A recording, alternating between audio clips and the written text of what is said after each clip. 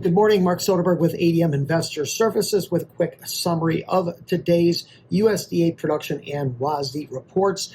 On the surface, I would call today's data neutral to bearish in corn, bearish in wheat, and neutral to perhaps supportive in beans, however, not supportive enough relative to the $1.40 or $1.50 price advance beans have seen since their lows back in early to middle part of August. Let's jump right in here to today's numbers. In corn, USDA did lower production 62 million bushels to 16,752 million. That was still about 195 million above trade expectations. The average yield was cut from 186.7 to 186. There too, that was about 2 bushels per acre above the expectations of 184. On the demand side of the equation, the USDA they did raise ending stocks to 44 million bushels to 2,154.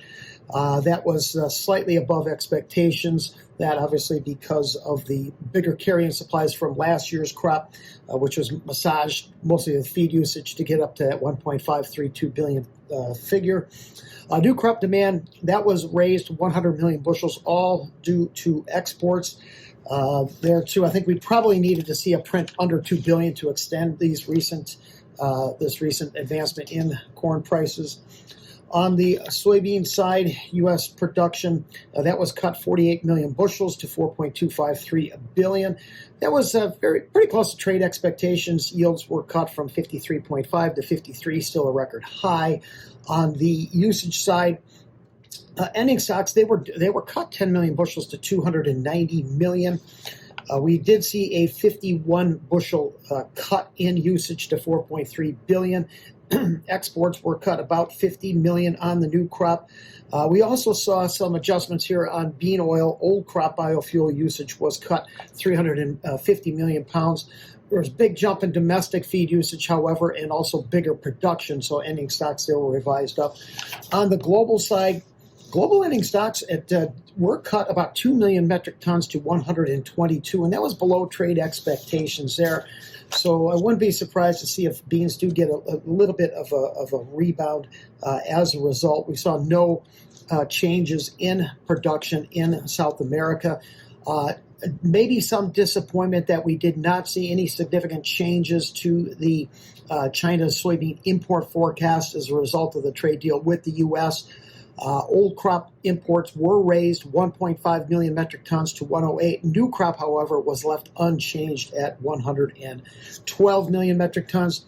And on the wheat, the ending stocks forecast for 25-26, that was raised 57 million bushels to 901.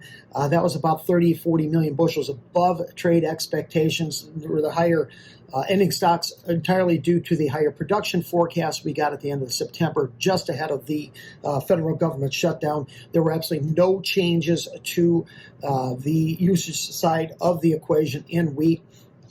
Globally, ending stocks there surged. They were up from up to 271 million metric tons, up about 7 million metric tons from the last September WASDE report in September. Just a plethora of higher production numbers globally. Global production in total up to almost 13 million metric tons. Increases in Argentina, Australia, Canada, EU, Russia, and Kazakhstan. So pretty much lower across the board. Bean oil is actually a little bit here in the green, but still now back to monitoring export sales, which are gradually going to be caught up here over the course of the next month and a half, and also eager to see updates from the CFTC, kind of see where the speculative traders are now positioned here in the soybeans. Thanks for listening, everyone. Hope you have a great day and a great weekend.